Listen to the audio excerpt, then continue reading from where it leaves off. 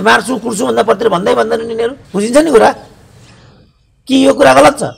फेरि गुरिल्लाले हान्लान् मलाई बाटामा। त्यो अपराधमा जहिले पनि राज्यसँग जोडिएका मानिसहरू तिनीहरू कारबाहीको दायरामा नआएको हुनाले अर्को घटना भयो कि म थर काँपेँ। अपराधको राजनीतिकरण, राजनीतिको अपराधीकरण, निर्मला पन्त प्रकरणमा को जोडिएको अब अहिले नामै लिइरहेको। किनभने उनीहरूकै लाचारीले गर्दा निर्मलाहरू संरक्षित भएका हुन्, राज्यद्वारा संरक्षित अपराधीहरू हुन्।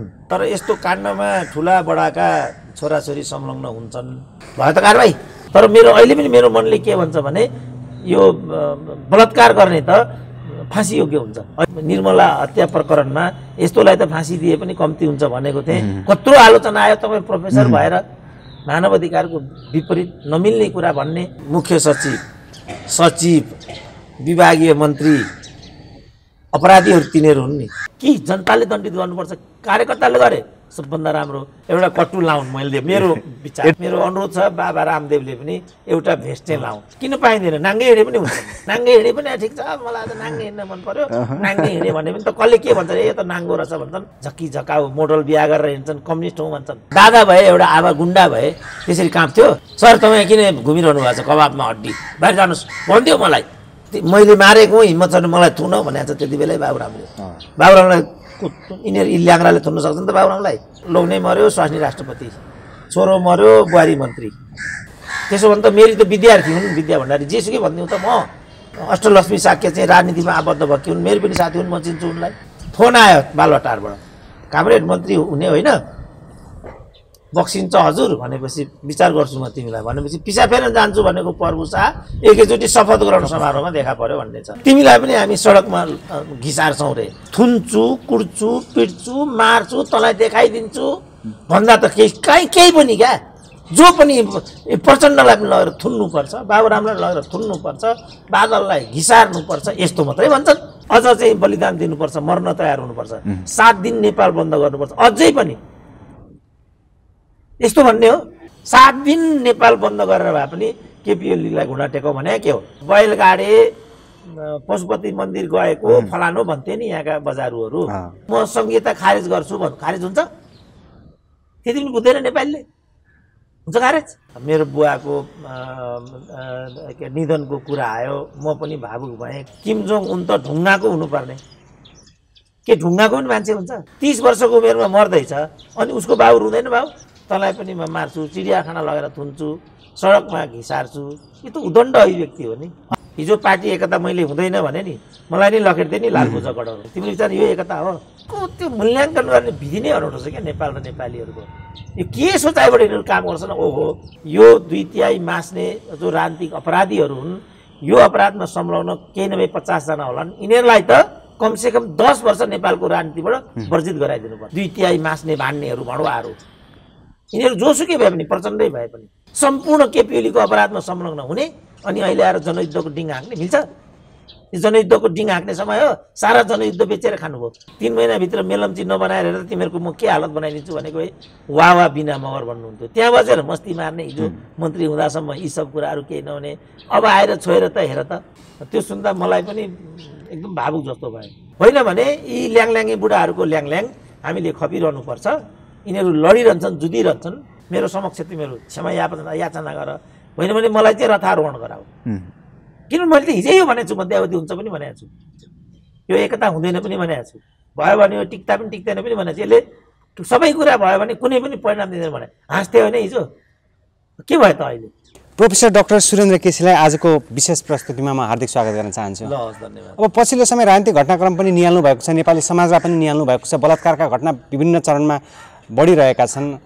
बैतडीमा मात्रै हिजो त्यस्तो घटना घट्यो। यसले के सङ्केत गर्छ? राजनीतिकै गलत पाटोले गर्दा समाज पनि विकृति हुँदै गएको हो?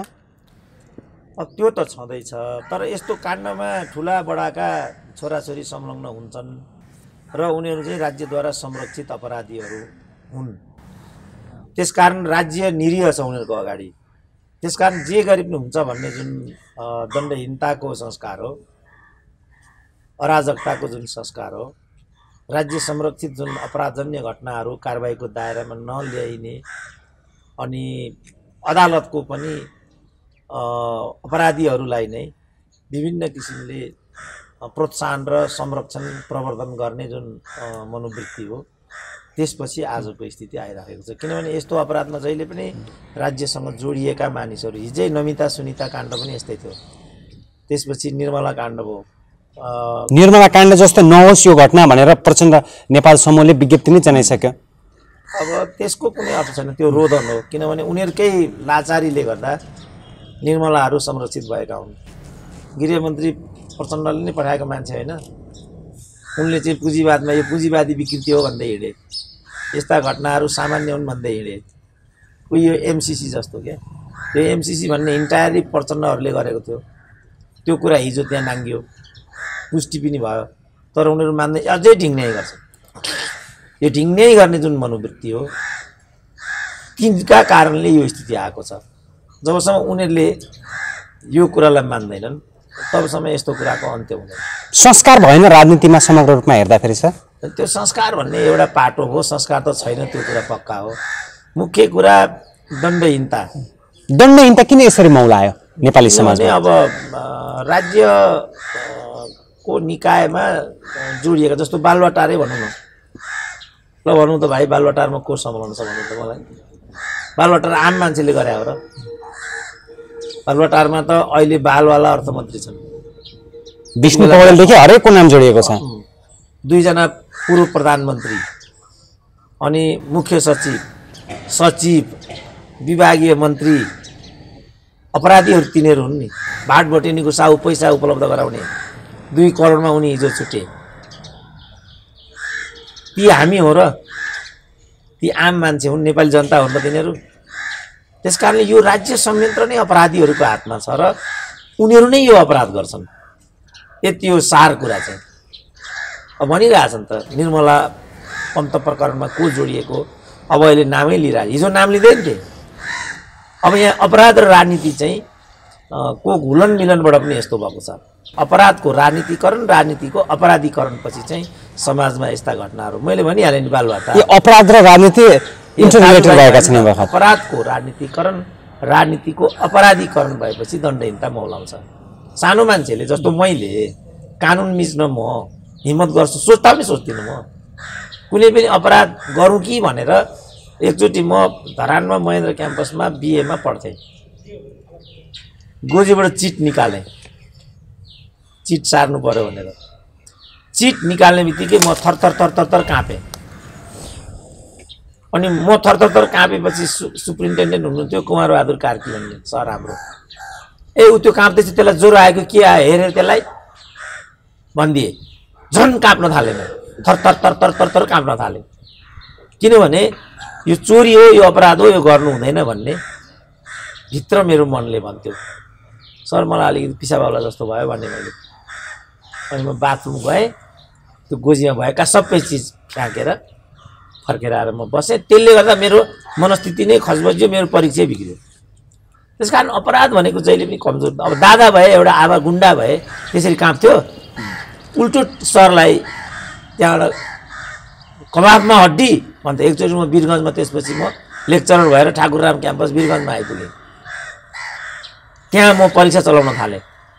त्यहाँ त दादाहरूको हस्ती चल्दो रहेछ। सर तपाईँ किन घुमिरहनु भएको छ, कबाबमा हड्डी, बाहिर जानुहोस् भन्थ्यो मलाई। अब म विद्यार्थीको रूपमा त्यसरी काँप्ने। अब अहिलेका विद्यार्थी मलाई इन्भिजिलेटर भएर म त्यहाँ बसिराखेको छु, कबाबमा हड्डी भन्छ भनेपछि अपराध कसले गर्छ भन्ने कुरा त प्रष्टै छ नि। अघि म भन्दै थिएँ नमिता सुनिताको काण्ड।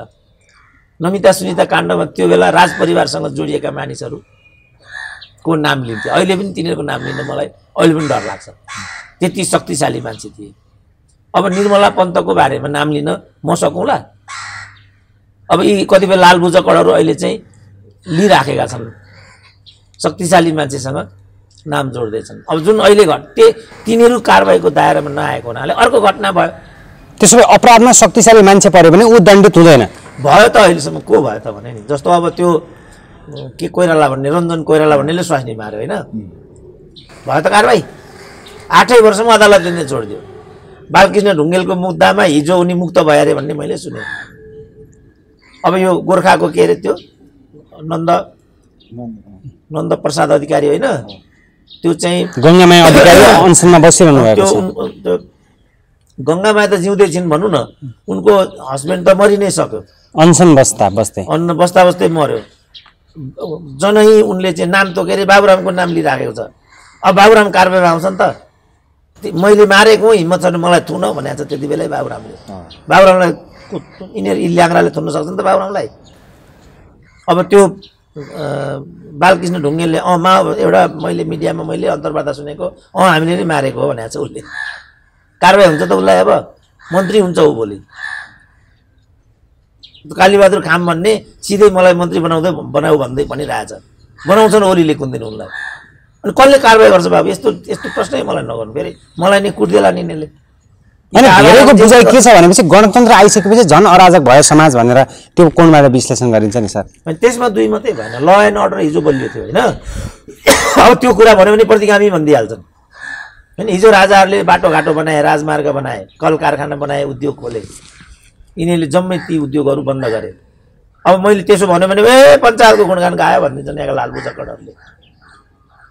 अब ती उद्योगहरू बन्द गरेको हुनाले त भाइहरू फुटपाथमा आएको हो नि। नत्र भाइको उमेरमा म भएदेखि एउटा म बौद्धिक एउटा क्यारियरमा अरू क्यारियरमा सुरु भइहाल्थ्यो, किन चान्स थियो। अब भाइहरूले त क्यामेरा समात्नु पऱ्यो, कोही अरब जानु पऱ्यो, कोही अफगानिस्तान जानु पऱ्यो, कम मात्रै मान्छे जिउँदै फर्किन्छन्। कोही कोरियामा बिचरा अस्ताउँछन्, कोही जापानमा भौतारिराखेका छन् भाइ छोराहरू। म पोहोर टोकियो पुगिराखेको थिएँ, सडकमा हिँड्दै गरेको टोकियोको सेन्ट्रल टोकियोमा राजनीतिक विश्लेषक आयो भन्छन्। प्रत्येक 5 जनामा एउटा नेपाली हुँदो रहेछ त्यहाँ। त्यसो जनयुद्धमा प्रचण्डले भने चाहिँ लाखौँको लागि उजाड्यो देश, मुठ्ठीभरलाई त्यो स्वर्ग छ भनेको त्यही नै भइरहेको छ अहिले पनि। मुठ्ठीभरलाई स्वर्ग छ यो समाजमा, यो देशमा होइन। त्यो त काहीँ पनि हुन्छ, चाइनामा पनि त्यही हो, युगोस्लाभियामा कम्युनिस्ट शासन चल्यो त्यही थियो, रसियामा चाहिँ कम्युनिस्ट नेताहरूको लागि के अरे सुपरमार्केट नै अलग हुन्थ्यो अरे, लिफ्ट नै अलग हो कम्युनिस्ट लिडरहरूको लागि।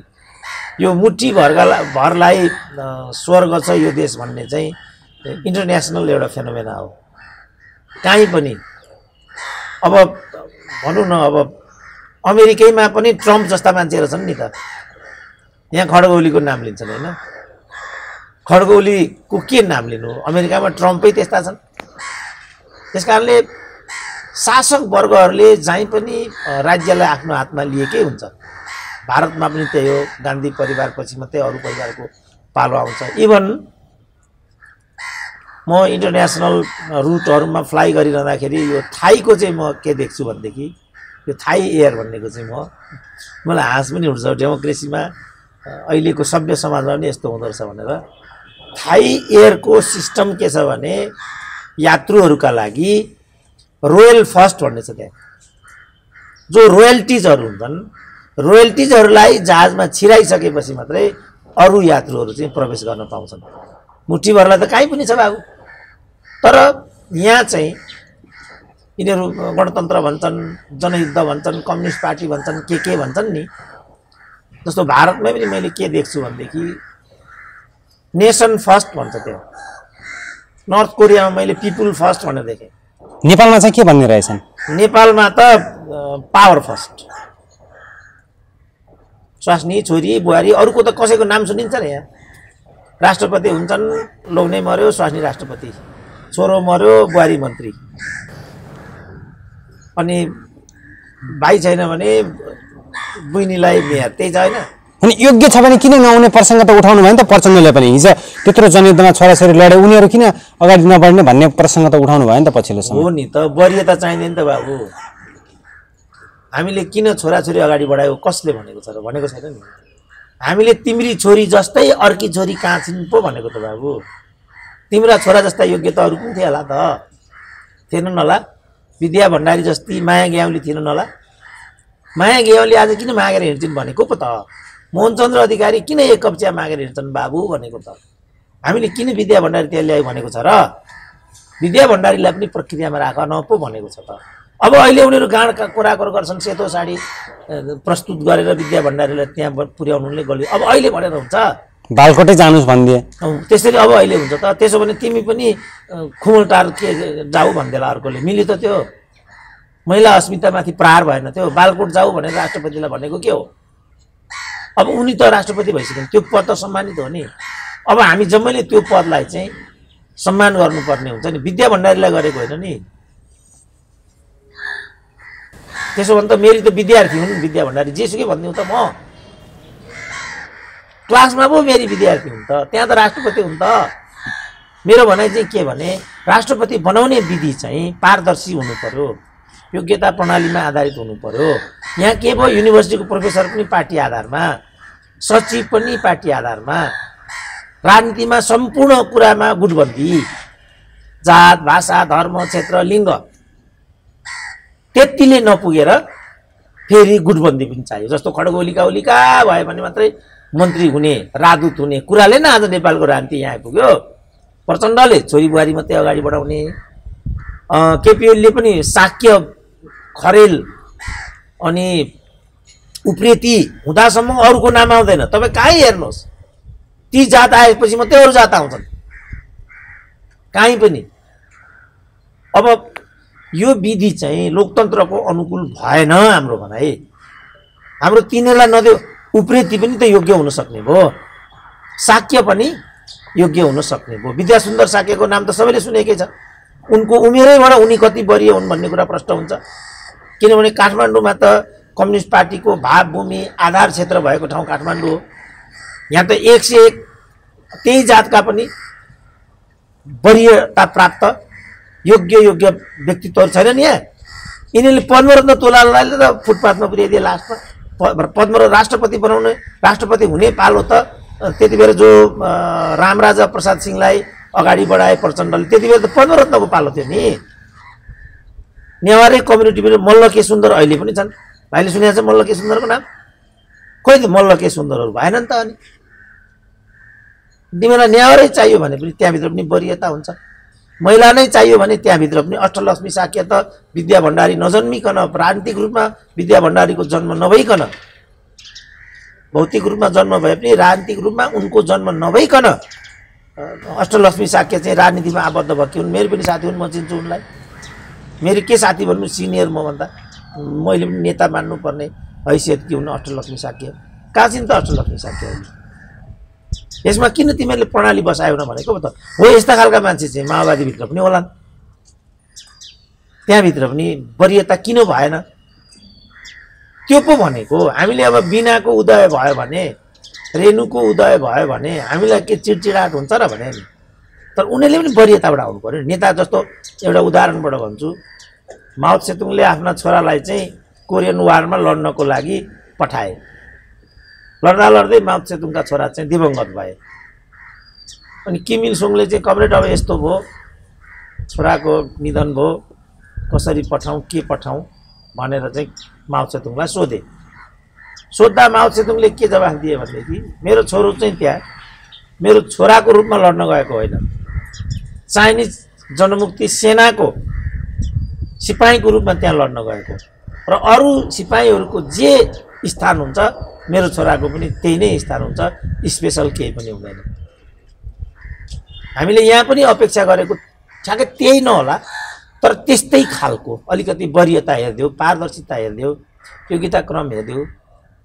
8 क्लास पढेको मान्छेलाई लगेर चाहिँ अर्थमन्त्री बनाइदिएको छ, मेन पावरको दलाललाई लगेर राजदूत बनाइदिएको छ। ल भनौँ न, प्रचण्ड मेरी छोरी मात्रै, मेरी बुहारी मात्रै भन्छन् होइन, अस्ट्रेलियामा पनि राजदूत बनाएको छ नि एउटा दाल केटालाई बनाएको छ नि।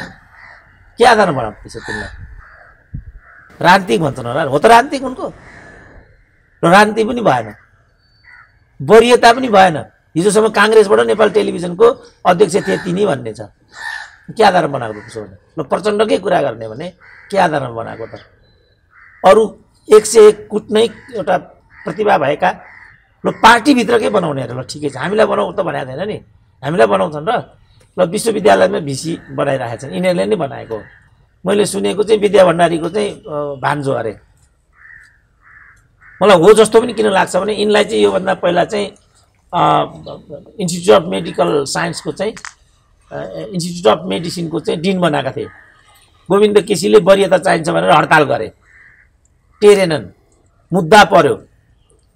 मुद्दा खेप्दा 4 वर्ष मुद्दा चलेपछि उनको पदावधि सिद्धिने देखेपछि सिद्धिनुभन्दा एक हप्ता अगाडि मुद्दा छिन्दिए।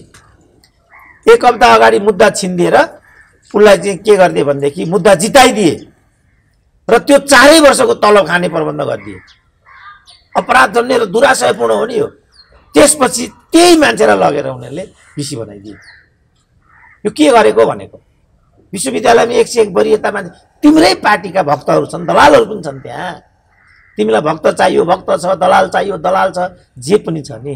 किन तिमी त्यो सिस्टममा जाँदैनौ भनेको के भयो? हामीले प्रचण्डको छोराछोरी भनेको हो र हामी किन भन्नु पर्यो? हामीले हाम्रा बिना हाम्रै दुलै जस्तै हुन्, हामीलाई के भन्नु छ? रेणु हाम्री छोरी जस्तै हुन्, हामीलाई त्यसमा के कुन्टा छ, के आक्रोश छ? के पनि छैन। तर चितवनमा काठमाडौँभन्दा राजनीतिक खास गरी कम्युनिस्ट विचारधाराका दृष्टिकोणले भावभूमि हो चितवन, आधार क्षेत्र हो।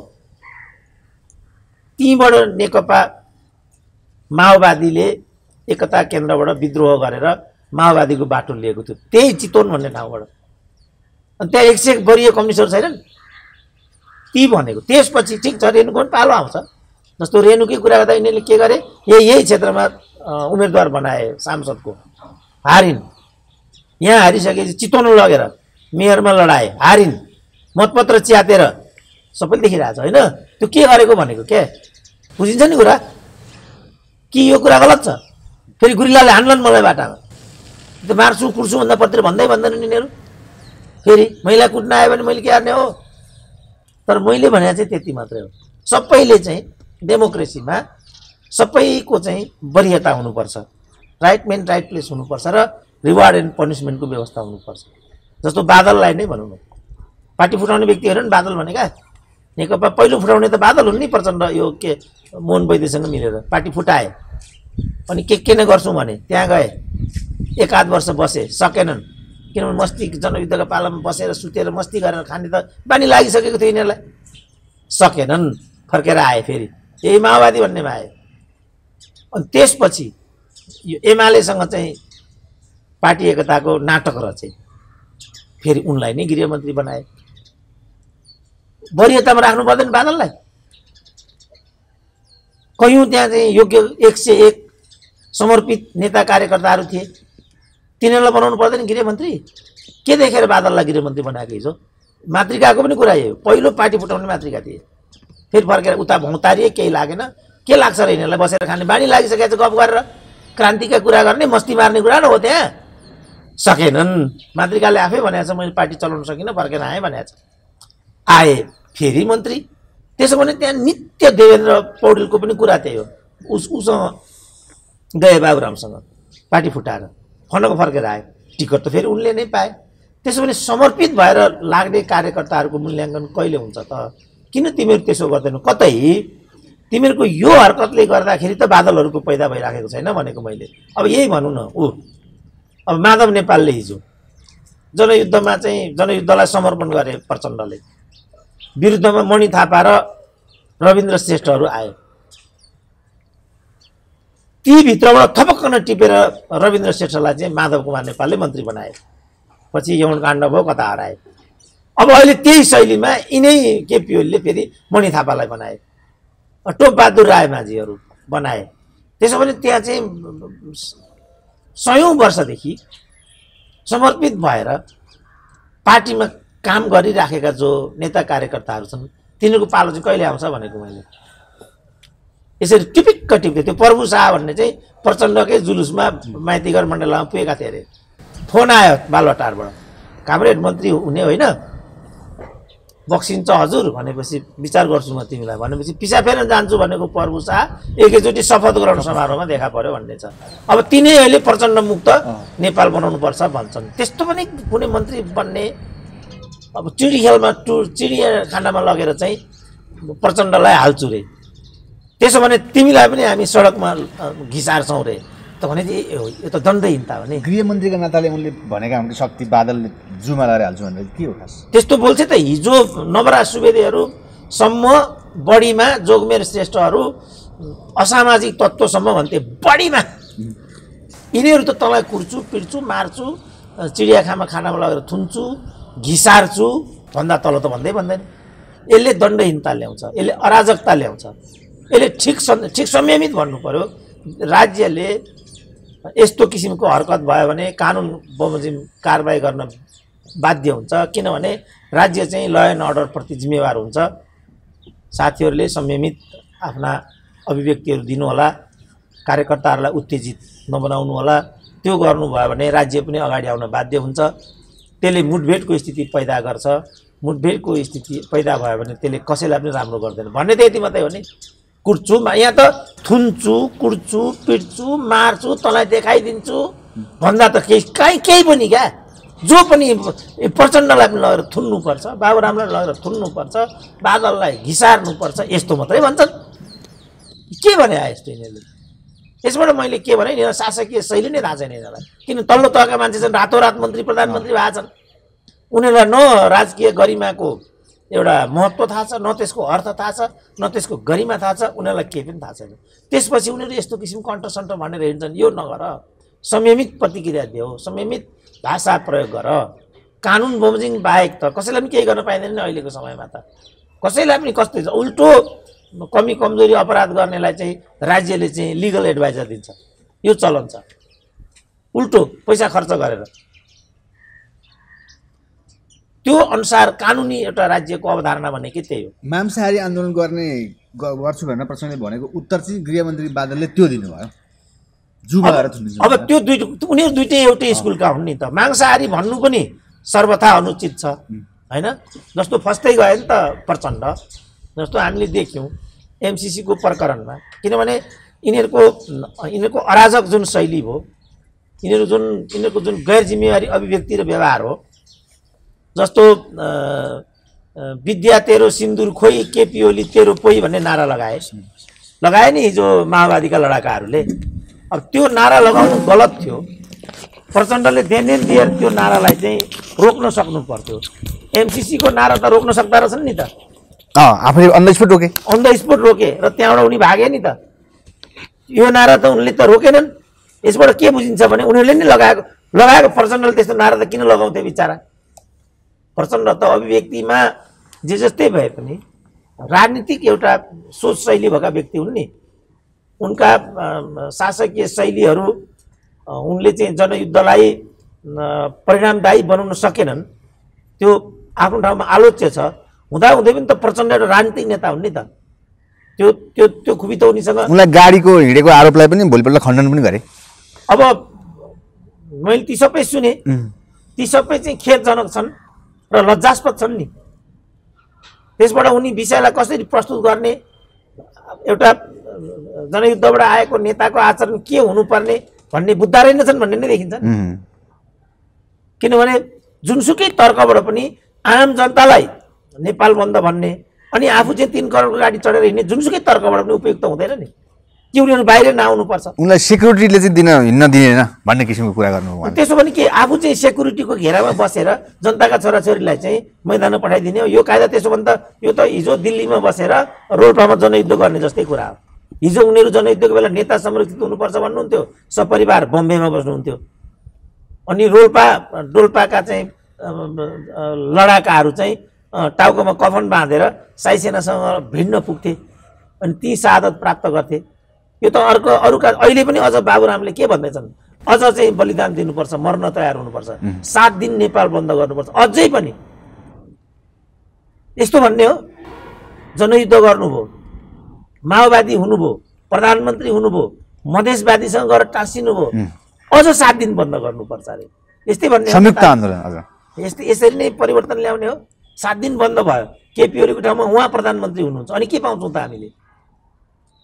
केपी ओलीले चाहिँ घुँडा टेकाउनै पर्छ भन्ने उहाँको उद्देश्य चाहिँ हिजो उहाँको वक्तव्य एउटा आइरहेको। त्यही हो त, त्यही हो कायदा हो त। कुनै पनि नेतालाई पदबाट अपदस्थ गर्ने त्यही नै कायदा डेमोक्रेटिक हो त। ठिक छ, त्यसो भने उहाँ जनयुद्धमा जानुहोस्, अर्को जनयुद्ध गर्नुहोस् र केपी ओलीलाई घुँडा टेकाउनुहोस्, त्यो कुरा मानिन्छ। मधेसवादी त डेमोक्रेटिक पार्टी हो। एउटा डेमोक्रेटिक पार्टीको डेमोक्रेटिक लिडरले भन्ने कुरा त्यही हो। जस्तो मलाई पनि पढे लेखेको भन्छन् होइन, मलाई पनि प्रोफेसर भन्छन्। अब मैले त्यो अनुसारको मैले नबोल्ने हो भने के भन्छन् मान्छेले? कुट्नै पर्छ, मार्नै पर्छ, धुलो चटाउनु पर्छ, जेलमा लगेर थुन्नु पर्छ। यिनीहरू भन्यो भने के हुन्छ? आम मान्छेले भन्नुहोस् नपाउँछ उसले। मैले त एउटा युनिभर्सिटीको प्रोफेसर हुँ भने त्यो अनुसार मर्यादित तरिकाले देशको नियम कानुन बमोजिम अन्तर्राष्ट्रिय समुदाय त छ, त्यहाँ मानवाधिकार कुराहरू हुन्छन्। अहिले हाम्रै मुलुकमा चाहिँ फाँसीको व्यवस्था छैन।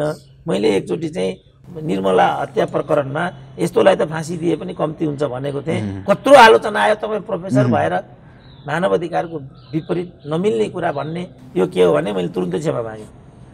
तर अहिले पनि मेरो मनले के भन्छ भने यो बलात्कार गर्ने त फाँसी योग्य हुन्छ, अहिले पनि भन्छु म दोहोऱ्याएर। तर यो फेरि आलोचनाको विषय बन्छ, किनभने मान्छेलाई मार्नुपर्छ, फाँसी दिनुपर्छ, झुन्ड्याउनुपर्छ भन्ने कुरा 21औं शताब्दीको चेतनाले सहज रूपमा लिँदैन। बौद्धिकता र पढाइको आधारमा त बाबुरामलाई सम्मान गरेर प्रधानमन्त्री बनाएको पनि थियो नि, एक धेरै पर्सेन्टेज मतले भनौँ न, होइन? अहिले त्यति बेला त आम मानिसहरू म बाहेक सबै बाबुरामको पक्षमा थिए। मैले मात्रै बरु जोगमेर होला नि बाबुराम हुँदैन भन्थे। सुरेन्द्र केसी बौलासम्म पनि भने यहाँका लालबु जक्कडहरूले। तर समयले त त्यो कुरा सिद्ध गर्यो नि। माओवादीबाट प्रमोटेड भएको कुनै पनि व्यक्ति मधेसवादी हुनु भनेको त आश्चर्य हो नि। त्यो त उहाँहरू पश्चगमन भन्नुहुन्छ नि। योभन्दा खराब पश्चगमनको दृष्टान्त के हुनसक्छ?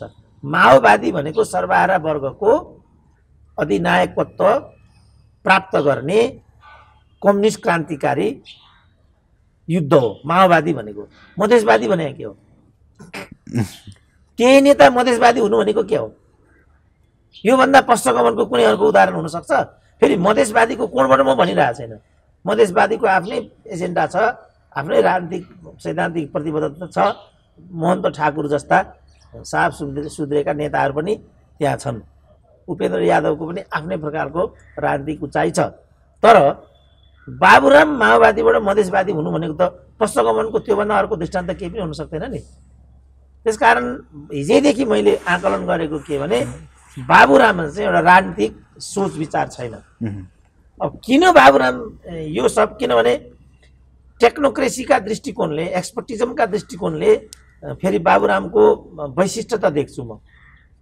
तर राजनीतिक रूपमा चाहिँ उहाँको मलाई यी शैलीहरू जस्तो 7 दिन बन्द गरेर भए पनि केपी ओलीलाई घुँडा टेकाउनु पर्यो। जसरी पनि केपी ओलीलाई त्यहाँबाट यो जुन उहाँको म शैली देख्छु नि, केपी ओलीसँग राय बजाउने पद्धतिहरू जस्तो मलाई नै पनि भनौँ न, केपी ओली प्रतिशोधी छन्, अराजनीतिक छन्, सम्पूर्ण रूपमा अनुपयुक्त कार्यशैलीहरू भएका नेता हुन्।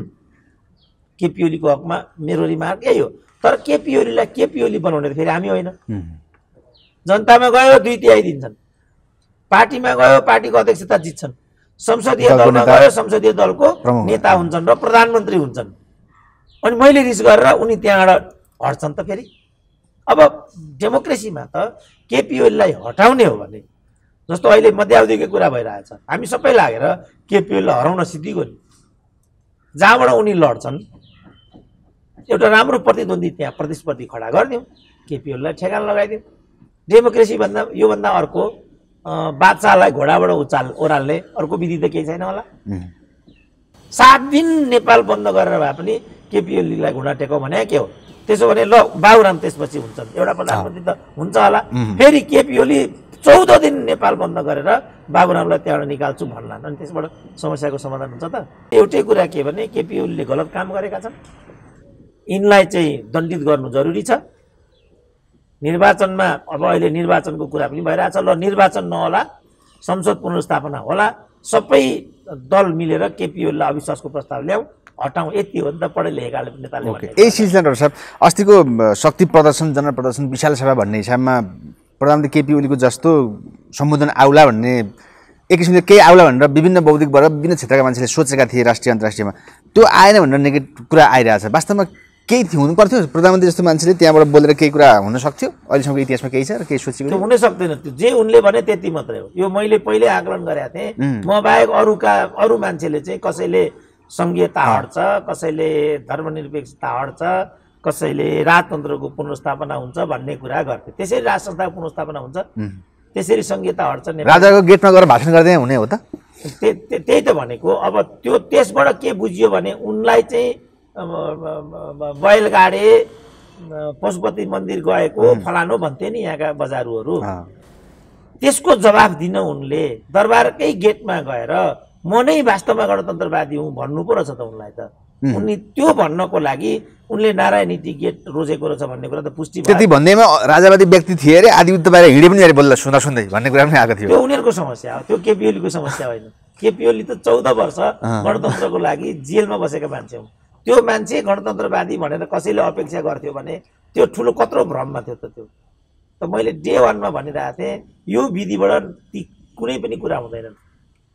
विधि त्यस केपी ओलीले चाहे ल त्यति बेला के भन्थे भने जनमत सङ्ग्रहपछि जनमत सङ्ग्रहको झन्डै 10 वर्षपछि 46-47 सालको जनआन्दोलन भयो। राजाले चाहिँ दलमाथिको प्रतिबन्ध हटाए। पञ्चहरू के भन्थे भने राजालाई समेत यो अधिकार छैन भन्थे, किनभने पञ्चायत जनअनुमोदित व्यवस्था हो। जनअनुमोदित व्यवस्था राजाले जनता त जनतै हो नि, राजा हेड अफ द स्टेटको रूपमा त्यहाँ हो, तर जनताले मत दिएर हामी निर्दलीय व्यवस्था चाहन्छौँ भनेर पुष्टि भएको कुरा राजाले माथिबाट एकैचोटि आज निर्दलीय व्यवस्था हट्यो कहाँ भन्न पाउँछ। राजालाईसम्म यो भन्थे भने अब जब केपी ओलीले जो बढीमा 2 वर्षको लागि प्रधानमन्त्री छन् अनि तिनले नेपालको संविधानको विपरीत गएर मौलिक रूपमा जे मन लाग्यो त्यो भन्न पाउँछन् त, जे मन लाग्यो त्यो गर्न पाउँछन् तिनले। यो के भनेको यिनीहरूले म बुझ्दिनँ। त्यो कल्पनाभन्दा बाहिरको कुरा। ल नेपाललाई चाहिँ हिन्दू राज्य बनाउँछु भने केपी ओली बन्छ त? संविधान संशोधन गर्नु पर्दैन? म संहिता खारेज गर्छु भन्नु खारेज हुन्छ? त्यति पनि बुझ्दैन नेपालीले, हुन्छ खारेज? ती सबै चाहिँ के भने अनल गरल कुराहरू थिए। यस्तै कुराहरूले गर्दाखेरि नेपालको राजनीतिमा केपी ओलीको अस्ति जमेको। किनभने केपी ओलीलाई चाहिँ पूर्ण अवधिको प्रधानमन्त्री भन्ने त हामी होइनौँ नि, प्रचण्डै हुन् नि। पूर्ण अवधिको लागि तिमी प्रधानमन्त्री हौ भनिसकेपछि कसैले बिचैमा छोड्दो? नेपाल जस्तो अल्पविकसित मुलुकमा साधारण एउटा सहायक मन्त्री पायो भने पनि सहायक के कुनै पनि पद नेपालमा स्वेच्छाले कसैले छोड्दो? त्यस्तो रेकर्ड छ यहाँ? त यो मान्छेको जुन अपेक्षा हो त्यो नै गलत थियो। तर ऐतिहासिक भनिएको सभा प्रधानमन्त्रीज्यूले र अरूले पनि अपेक्षा गरेको कुरामा उहाँ जनताप्रति देखेर भावुक भएर आँसु झारेको कुरा एकदम हाइलाइट भयो। वास्तविकता हुनसक्छ प्रधानमन्त्री यो लेभलका मान्छेको त होइन, कहिले काहीँ मान्छे भावुक हुन्छ नि त। म पनि अस्ति घरमा पुगेको थिएँ, मेरो बुवाको निधनको कुरा आयो, म पनि भावुक भएँ। कतिपय बजारका रुड मान्छेहरूले सुरेन्द्र केसी त्यहाँ गएर रोयो के गर्यो पनि भने। अब मान्छेको भावुकताै कोही बुझ्दैन भने मान्छे त जे जस्तै पनि त मान्छे हो नि त, होइन? मान्छेमा चाहिँ विनोद प्रियता हुन्छ, भावनात्मकता हुन्छ, कटुता हुन्छ, द्वेष हुन्छ, ईर्ष्या हुन्छ, कामुकता हुन्छ, सबै कुरा हुन्छ, होइन? त्यसको समष्टि त मान्छे हो। तीमध्ये एउटा कुरा केपी ओलीकै तर्फबाट पनि अभिव्यक्त भयो भने त्यो के असम्भव कुरा हो? त्यो आलोचना घृणाको विषय हो त्यो। त्यस्तै प्रसङ्ग आए जस्तो किन यहाँका यी संशोधनवादी भन्छन्, एकले अर्कालाई गद्दार भन्छन्, छोडिदिउँ होइन यस्ता फिस्टाको कुरा। भयङ्कर क्रान्तिकारी भन्छन् होइन त किम जोङ उन नर्थ कोरियाको, तिनी पनि त अस्ति रोइरहेका थिए। के भन्छन् त यी लालबुचक्कडहरू? यिनको भनाइअनुसार त किम जोङ उन त ढुङ्गाको हुनुपर्ने। के ढुङ्गाको पनि मान्छे हुन्छ? कुनै पनि मान्छे जतिकै डिक्टेटर होस् न, त्यसमा के कामुकता भावुकता हुँदैन? त केपी ओलीमा पनि त्यो थियो भने यो कहिले पनि अकल्पनीय कुरा हो त? प्रसङ्ग आयो भने उनमा एउटा भावुकता पैदा भयो भने त्यो मैले लेख्दा टिका टिप्पणीको विषय पनि होइन, प्रचण्डै पनि होइन, छोरो दिवंगत हुँदाखेरि त पशुपतिमा त रोइराखेका थिए त। अनि मान्छेले के कुरा उठायो भने दुनियाँका छोराछोरी मार्दा हाँस्ने अथवा मार्न लगाउने यो प्रचण्ड उसको छोरो मर्दाखेरि त रुँदो रहेछ त भने त्यो पनि अलिकति अति भएन? ऊ पनि त एउटा बाबु हो, एक मात्र छोरो छ आफ्नो, 30 वर्षको उमेरमा मर्दैछ, अनि उसको बाबु रुँदैन? बाबु त्यो कुनै के अकल्पनीय? जनयुद्ध सम्झेर मान्छेले अब पीडा पर्ने मान्छेले विरोध गरे।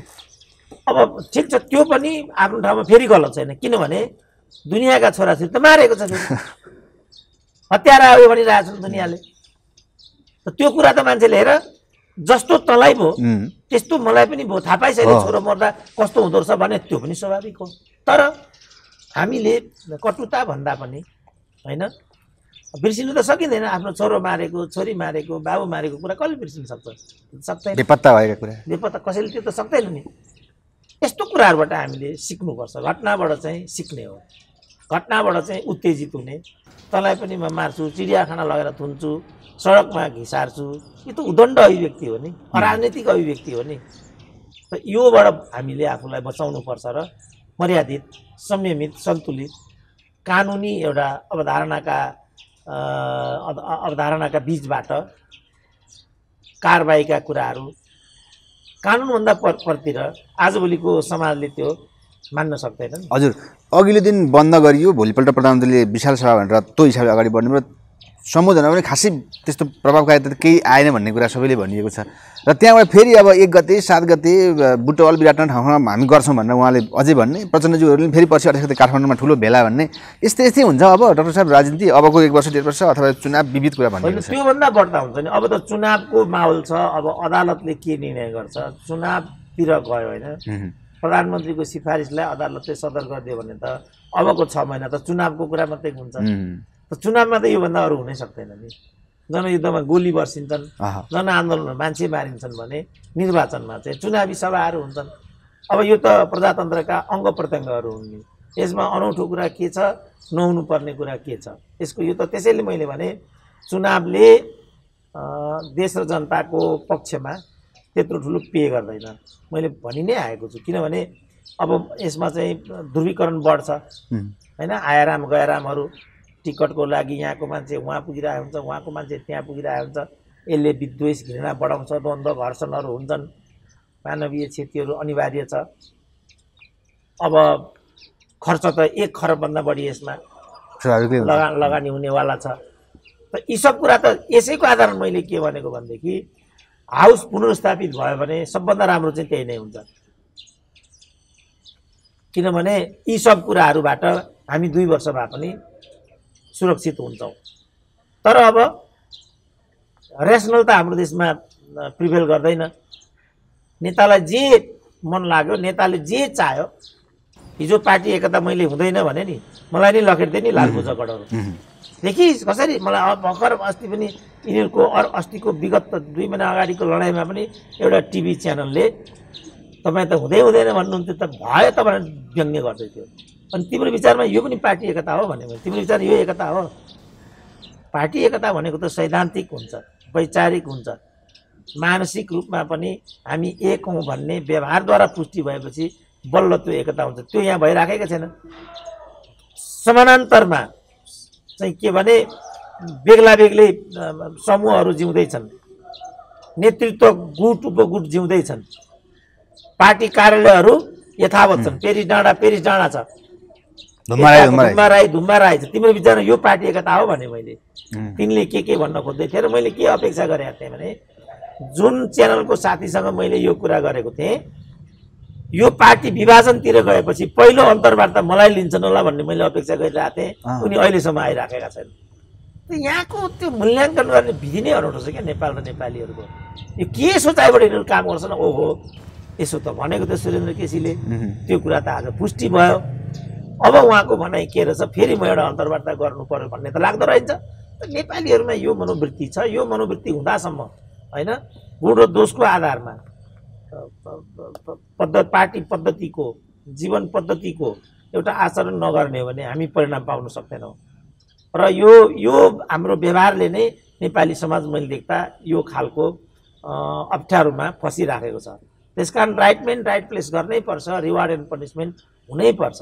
यो केपी ओलीको मध्यावधि इत्यादि भन्दा पनि यो केपी ओलीलाई मध्यावधिमा पुर्याउने जुन राजनीति हो, यो राजनीति खेलाउने मानिसहरूको हो, तिनीहरू दण्डभागी हुनै पर्छ। र मैले त के भनेको छु भने यो 2/3 मास्ने जो राजनीतिक अपराधीहरू हुन्, यो अपराधमा संलग्न केही नभए 50 जना होलान्। यिनीहरूलाई त कमसेकम 10 वर्ष नेपालको राजनीतिबाट वर्जित गराइदिनुपर्छ।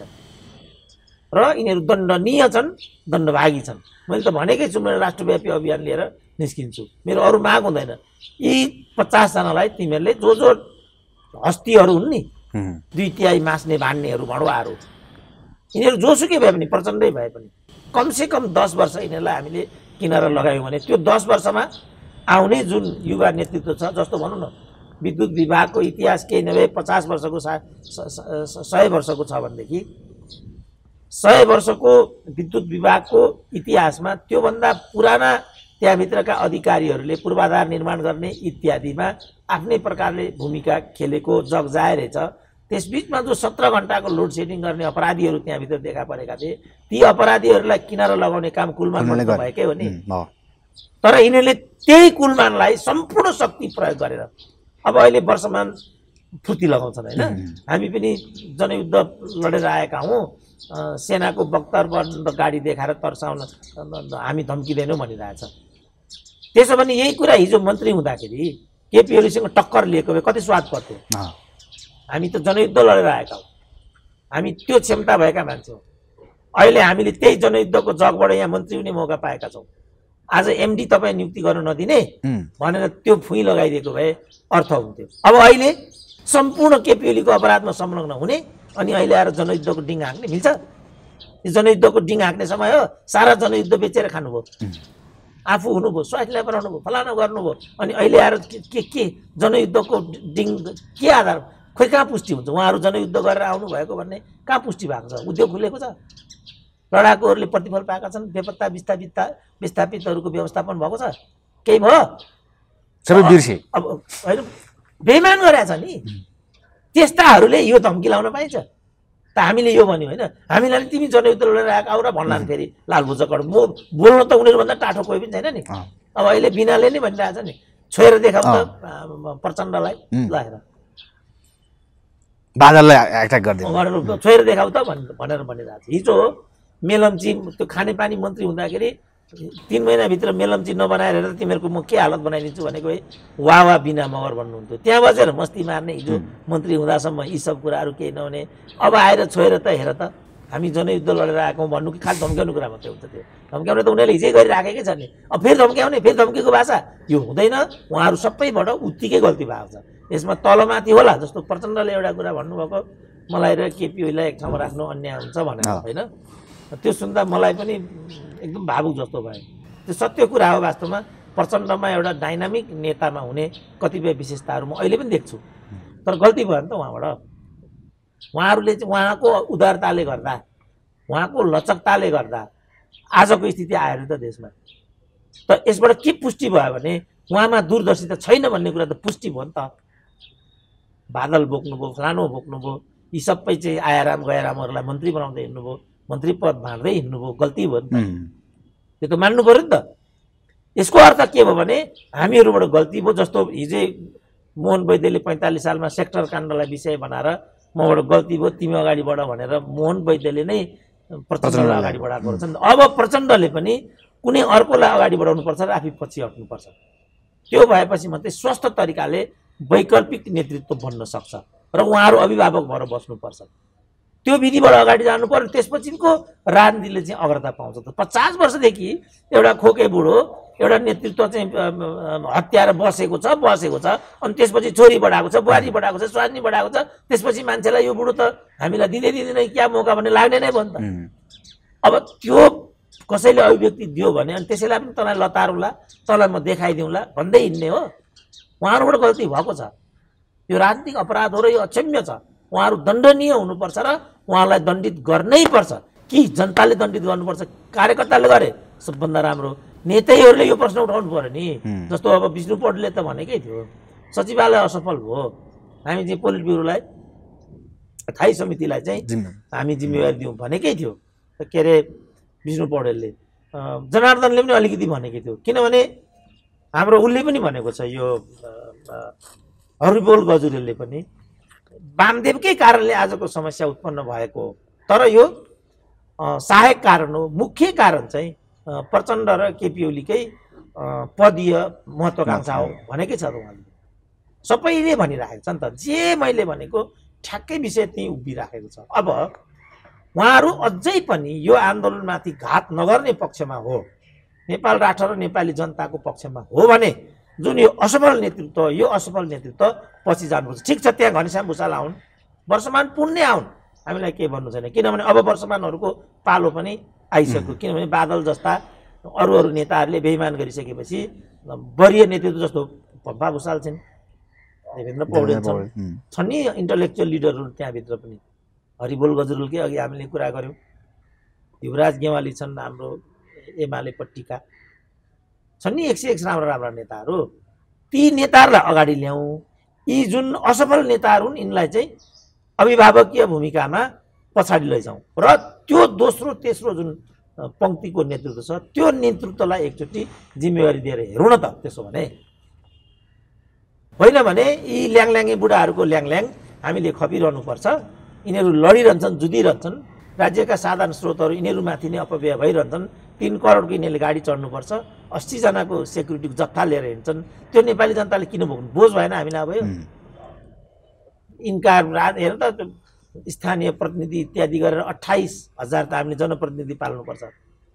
केन्द्रमा चाहिँ प्रान्तमा अनेक मन्त्रीहरू छन्, सभामुखहरू छन्, त्यस्तो झक्की झकाउ मोडल बिहा गरेर हिँड्छन्, कम्युनिस्ट हौँ भन्छन्, 3 करोडको गाडी चढ्छन्, पहाडे मधेसे भनेर 2 नम्बर प्रदेश हत्या। कम्युनिस्टले मोडल त बिहे गर्न पाउँदैन नि, पाउँदैन होइन। अब सन्देश के गयो त आम कार्यकर्तालाई? किन पाइँदैन? नाङ्गै हिँडे पनि हुन्छ, तर सन्देश के जान्छ? नाङ्गैको सन्देश के हुन्छ? नाङ्गै हिँडे पनि ठिक छ, मलाई त नाङ्गै हिँड्न मन पर्यो, नाङ्गै हिँडे भने पनि त कसले के भन्छ? ए त नाङ्गो रहेछ भन्छन् मान्छे उता फर्किनु। शिवरात्रिको दिन सन्तहरू नै बाबाहरू नै पशुपतिमा चाहिँ नाङ्गै गएका हुन्छन्। कस्तो लाग्छ त त्यो? 21औं शताब्दीमा बाबा नाङ्गै, बाबाको नाममा जेसुकैमा मलाई लाग्छ त्यति सुहाउँदैन कि। अब म त अझ यो भेस्टै नलाइकन यो योगासन गर्नेलाई पनि म अलिकति राम्रो भन्दिनँ। मेरो अनुरोध छ बाबा रामदेवले पनि एउटा भेस्ट चाहिँ लाउन्, एउटा कट्टु लाउन्। मैले मेरो विचार एटलिस्ट ए बाबालाई यसो भन्ला नि फेरि धर्मभिरुहरूले। मेरो त्यो भनाइ होइन, तर कमसेकम एउटा भेस्ट लाउनु पऱ्यो नि त। मेरो माग त्यो भने चाहिँ कम्युनिस्ट हुँ भन्ने मोडलसँग बिहा गरौँ, कोहीसँग बिहा गरौँ, मेरो उनीहरूको व्यक्तिगत कुरामा केही पनि भन्नु छैन। तर कम्युनिस्ट भनिसकेपछि सर्टेन हुन्छ होला नि त, कि हुँदैन होला? कम्युनिस्ट भनेको खालि एउटा आवरण मात्रै हो कि जीवन पद्धति पनि हो त? त्यो सन्दर्भमा मैले भनेको यसको के मेसेज जान्छ त तल? त्यही पार्टीकै अर्को कार्यकर्ताले पनि भोलि अर्को मोडलतिर आँखा लगायो भने त्यो मिल्छ कि मिल्दैन? नेताले पाउने कार्यकर्ता नपाउने भन्ने त हुन्न होला। फेरि मोडलमाथि मेरो चाहिँ के भने अनास्था पनि होइन, होइन। तर मोडलको एउटा जीवन पद्धति हुन्छ। मोडल भन्नाले यहाँ त्यो हो नि त, कम्युनिस्टको एउटा जीवन पद्धति हुन्छ, सन्तको अर्को जीवन पद्धति हुन्छ। त्यो विपरीत जीवन पद्धतिलाई एक ठाउँमा जबरजस्ती लिएर आयो भनेदेखि त्यसले चाहिँ एउटा विकर्षणको स्थिति त पैदा गर्दैन। मैले त्यो मात्रै भनेको। प्रचण्ड र ओली जस्तै होइन, भयो कि भयो नि त? प्रचण्ड र ओलीको एकता नसहने भन्थे नि लाज बोझ हिजो के भयो त आज? त्यसकारण मैले भने सबभन्दा पहिला कि मेरो समक्ष तिमीहरू क्षमा याचना गर, होइन भने मलाई चाहिँ रथारोहण गराऊ। किनभने मैले त हिजै यो भनेको छु, मध्यावधि हुन्छ पनि भनेको छु, यो एकता हुँदैन पनि भनेको छु, भयो भने यो टिक्ता पनि टिक्दैन पनि भनेको छु। यसले सबै कुरा भयो भने कुनै पनि परिणाम दिँदैन भने हाँस्थ्यो होइन हिजो? के भयो त अहिले? त्यसकारण जस्तो कुलमानको नियुक्ति यिनीहरूले कुनै हालतमा कुलमान नियुक्ति दिँदैनन् है। जयबहादुर चन्दको नियुक्ति पनि भइकन छोड्छ, किनभने यसको पैसा खाइसकेको छ शेरबहादुरले। मैले हिजै भनेको होइन, के भयो त आज? वास्तविकता भयो। त्यसकारण कुलमानलाई जुन 4 अरबको इन्भर्टर इत्यादिको व्यापार थियो, ती तस्करहरूले त्यो पैसाबाट चाहिँ कुलमानको नियुक्ति त्यहाँ रोकेको हो। मेलम्चीको कुरा यही हो। 4 अरबको पानी व्यवसाय हुँदो रहेछ। त्यसको लागि एमसिसी कम्पनीलाई लखेटेर चाहिँ भगाइयो। नयाँ ठेक्का लिएको छ 2 अरब 52 करोडको, र त्यही ठेकेदारको घरमा प्रचण्ड बस्छन् भनेर मैले सुनेको छु। काठमाडौँको सडक इत्यादि समयमा नबन्ने, कृषकहरूले कृषि मल समयमा नपाउने, तपाईँलाई थाहा छ उखु कि कृषकहरूको भुक्तानी नहुनुको पछाडि सबै ठुल्ठुला नेताहरूले चलाएका मिलमा उखु कृषकहरूको उखु गएर चाहिँ राखेर योजनाबद्ध उखु कृषकहरूको पैसा यिनीहरूले विचलन गरेको, अनि उनीहरूले समयमा भुक्तानी नपाएका हुन्। अब अनि यसको दोष कुनै अर्कोलाई दिएर हुन्छ? मधेस पहाड भन्छन्, मधेसका अधिकांश उखु कृषकहरू त मधेसी नै छन् नि त। मधेसी उखु कृषकहरूको मूल्य भुक्तानी नदिने नेताहरू पनि, मिल मालिकहरू पनि मधेसी नै छन्। यो मधेस पहाडको कुरा हो। यदि मधेस पहाडको कुरा मात्रै हुन्थ्यो भने प्रदेश 2मा त मधेसी मात्रै छन् त जम्मै। त्यसो भने त्यसको नामाकरण यति ढिलो किन भएको त? किन प्रदेशको राजधानी तोक्नमा यति विलम्ब त? पहिला डे 1मै गर्नु पर्दैन? भनेपछि मधेस पहाड त होइन रहेछ नि त। मधेस पहाडको नाममा स्वार्थी समूहले, मधेसका चतुरेहरू, पहाडका चतुरेहरूले राज्य व्यवस्थालाई आफ्ना छोरीबुहारीको लागि निजीकरण गर्नाले मधेसको पङ्क्ति, पहाडको पङ्क्ति उत्तीर्ण पर्नु परेको भन्ने कुरा अब घामको ज्योति जतिकै छर्लङ्ग छैन त यो मुख्य चुनौती हो र यसलाई बुझ्न सक्ने यसलाई व्यवस्थापन गर्न सक्नेहरू मात्रै नेता हुन सक्छन् समाजको चाहिँ अगुवाई गर्न सक्छन् यो पिँढी सिँढीको कुरा होइन यो पिँढी छ युवा जति युवा उति भ्रष्ट छ नेपालमा हेरौँ न बोलीचालीहरू हेरौँ न रामकुमारीकै बोलीचाली हेरौँ योगेश भट्टराईकै बोलीचाली हेरौँ घनश्यामकै बोलीचाली आशा पुगेका नेता यी सबै हुन् हेरौँ त्यति बरु माथिका बुढाहरूले यस्तो असभ्य तरिकाले बोलेको सुनिँदैन घिसार्छु भनिरहेछन् वर्षमान र बिनाहरूले हामी बोल्छौँ यस्तो कुरा गरे गर्छौँ पनि भन्छन् अझ त्यसरी गरिनौँ हाम्रो त एउटा समय एउटा सिनारियो देखाइदिने हो सभ्य बोल शिष्ट बोल नेतालाई सम्मान गर अनि मात्रै तिम्रो सम्मान हुन्छ एकअर्कालाई सम्मान गर अनि मात्रै नागरिकले एकअर्कालाई सम्मान गर्ने संस्कृति विकास गर्छन् होइन भने त्यो अस्तव्यस्ततातिर जान्छ हामीले त अब हाम्रो त हातमा के छ एकाडेमिक मान्छेले त सिनारियो देखाइदिने हो अब त्यसलाई परिपालन गर्छन् समाजले प्रतिफल पाउँछ अब परिपालन गर्दैनन् नेपालीहरू त जापानमा गएर पनि बियरको बोतल हान गर्छन् अब म के गर्न सक्छु त अब परिणाम हुनुपर्छ गएको वर्ष हाम्रो एनआरएनको चिफ आएको थियो यहाँ सिल्क एयरले चाहिँ यो जहाजमा बस्न लायक छैन भनेर त्यहीँबाट उतारिदियो विश्वभरिका नेपालीहरूले अपमानित हुनु पर्यो कि परेन यस्तो हुन्छ अब हामीले त यति अब योभन्दा बढी के भन्ने हामीले योभन्दा बढी मुख छोड्नु हुँदैन हात छोड्नु सकिँदैन हस् thank you very much doctor साहब थ्याङ्क यू